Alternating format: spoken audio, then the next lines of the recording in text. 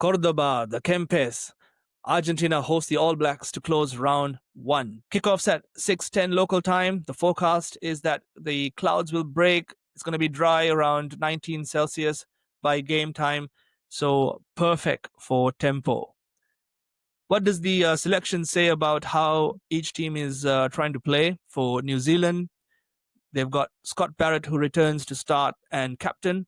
Cortez Ratima at 9. Beauden Barrett at 10. Jordie Barrett at 12. So that's 2 playmakers and a busy 9.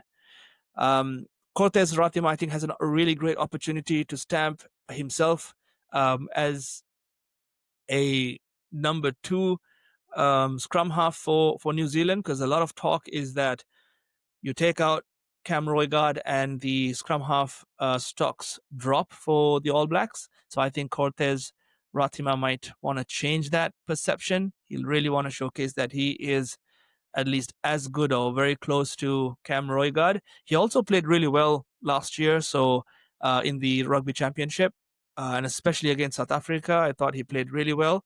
I think hopefully he can bring that form into this game. I'm also very, very happy that Billy Proctor has been given another opportunity at number 13.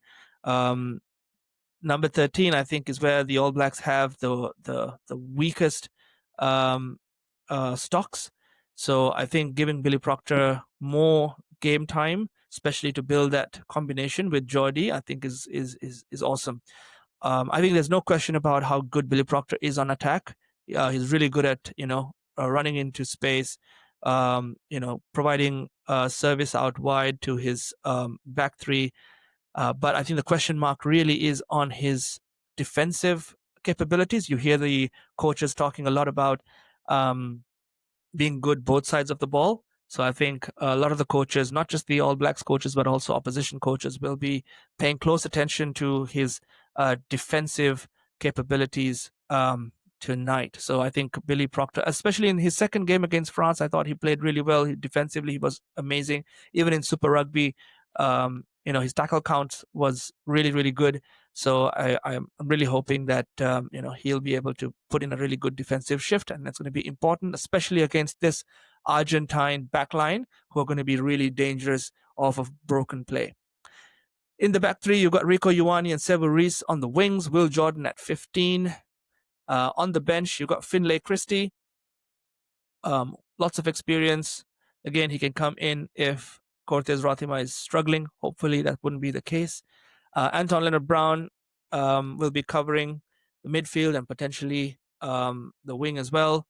And then you've got Damien McKenzie to provide any support in number 10 or 15. He'll come in and potentially change the pace late as well. So that profile to me screams quick ruck speed, width, and smart kicking. For Argentina, Julian Montoya leads, got a lot of experience. He's played for Leicester Tigers and captained them as well previously. So I'm going to expect a clear maul plan. Marcos Kremer back for work rate and hits. Santiago Chocobares in the midfield for go forward. Juan Cruz Mallía and Bautista Delguy, they boost the kick return and edge speed.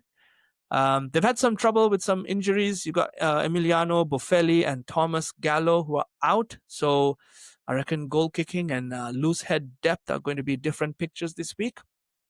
So this tells us that, set piece pressure, aerial contests, and territory are going to be how the Los Pumas want to play. At the line-out and mauls, I think personally the All Blacks have the edge here. I reckon, based on what I saw in the July games, I think the All Blacks have one of the best lineouts. They're using the lineout as an attacking weapon. You got Barrett, Holland, and Vai, all potential lineout options. And then add to that, you've also got Adi Savea, who could also add more variety as well. So I think it's going to be a tough ask to go up against the All Black lineout, but they'll need to ensure that they try and disrupt. Otherwise, it's going to be tough for the Los Pumas at lineout time. At the breakdown, you got Kirifi and Adi going up against the Pumas cleaners. On the backfield, Beauden's long kicking versus Mallia's counter. It's going to be interesting to watch. Whoever wins the corners will definitely win territory. In the midfield, you got Chocobares up against Jordie, Barrett, and Proctor. Chocobares obviously has been playing in France, if I'm not mistaken. So he's really used to tight games and providing that sort of power and gain line wins. So there's going to be big collisions both ways, I reckon. How do New Zealand win? I think they'll need to exit clean. That's been a bit of an issue for them, especially at starts and restarts. Hoping that they can kick to space, not contest for contest's sake, and that's something that I feel like Jordie has been a bit guilty of. So I think their kicking needs to be precise. We want two-step service for Ratima, runners in motion off 10 and 12. They want to target the 15-meter channel for line-out ball and launch Reese and Jordan on the edges. How will Argentina win?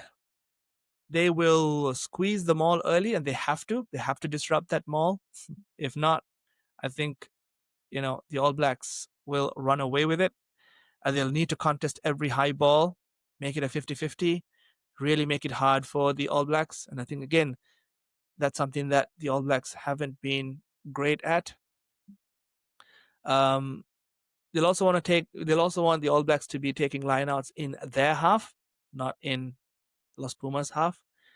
They will try and play through Chocobares to bend the line, then kick in behind rushing wings.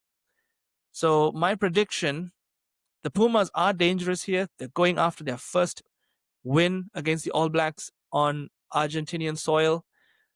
But for me, the All Blacks bench and line out will just tip it for them.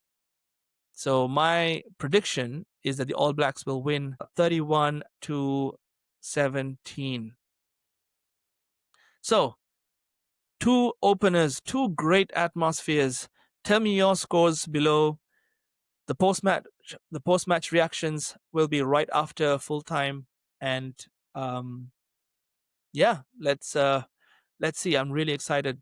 They're going to be fast-paced, beautiful rugby to watch, and I am pumped.